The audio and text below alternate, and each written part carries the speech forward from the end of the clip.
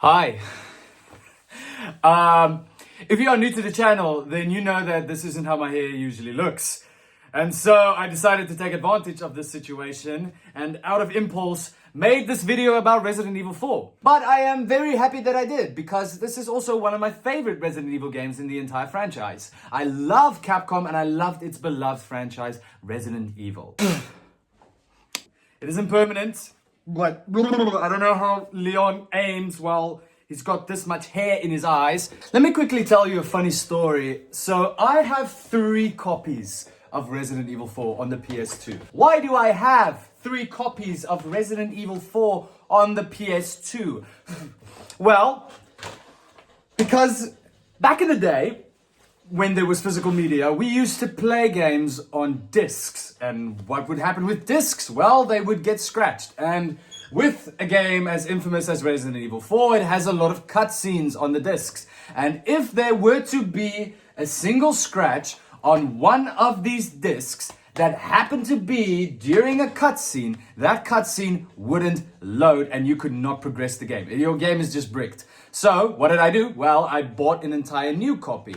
Then the same thing happened. And then I called this time and said, hey, you gave me a broken disc. It's got a scratch on it. And he said, okay, cool. I'll give you another one for free. I was like, thank you. Thank you very much. Now I can finally play Mercenaries. The only way to get to Mercenaries is to complete the campaign or to complete the entire main story, which took me about 22 hours. And I finally got to the Mercenaries mode and it was perfect.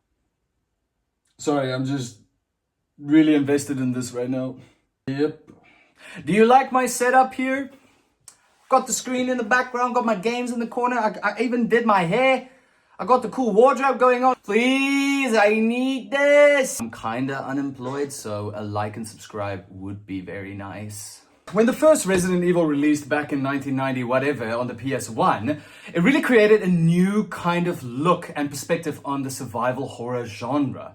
And then we got Resident Evil 2, a groundbreaking phenomenon. Resident Evil 3, considered to be one of the best games in the series. Then we got the one that we're making the video of today, Resident Evil 4, here today on the PS2. I played the remaster back in what was it? I played the remaster last year in 2020. Wait, was it? Was it last year? When was this game? Whenever the release, yeah, I don't care when the remaster was released. It was released in some year. I don't remember. Maybe it was last year. Maybe it was 2 years ago. I don't remember. But I played the remaster first. And might I add, I had a good time with it. I also probably put in about 10, 15 hours into that very same game. I played maybe 2 minutes of the Mercenaries mode on the remaster, which I do regret. I tried to get all the collectibles. It was very fun for me. The graphics looked incredible. I was lucky that it ran on my brother's 10-year-old PC.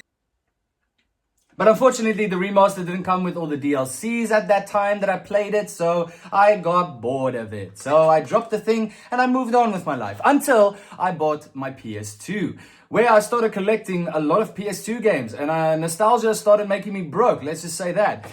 So eventually, I would have discovered that Resident Evil 4 on the PS2 would have all the DLCs and extra modes as bonus content for free, no charge. And I started playing it.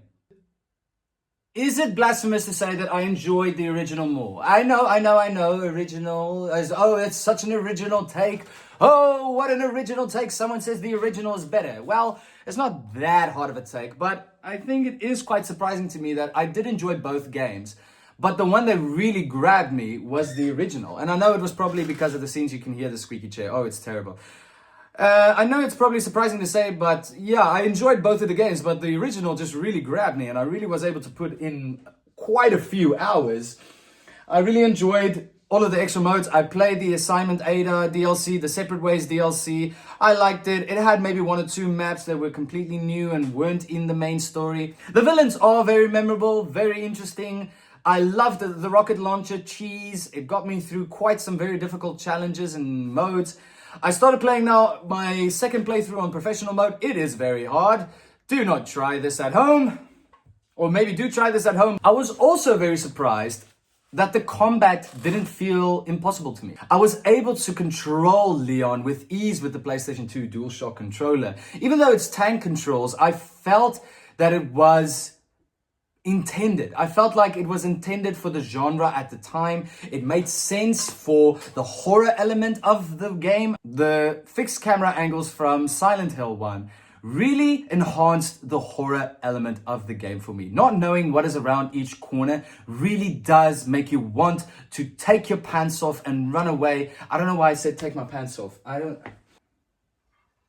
The fact that I couldn't see what is around every single corner made me incredibly paranoid. Resident Evil 4 didn't have any fixed camera angles, but the fact that it had still tank controls made it that more tense and very stressful because you had to stand still to aim. Enemies could just overwhelm you within seconds, but luckily for us, the shotgun is incredible.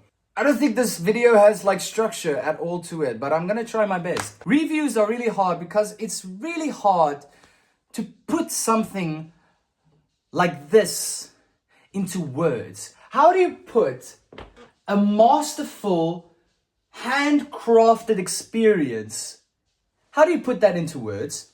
How do you put it into a YouTube video, into a thumbnail, into a short sentence description or video title? Okay, so replay value. I have talked about this on this channel before, but games used to end. Right? I know we still have single player games today that do end, and we still have great single players experience in the year of 2026. But back in 2005, there were no forever games. There were no live service games. Games used to end. You buy one game a year, you'd maybe buy 2 games a year, and you'd finish it, and then you replayed it. Can you believe it? So Resident Evil 4 has a lot of great added bonus content that is made to experience while replaying the game for the second time.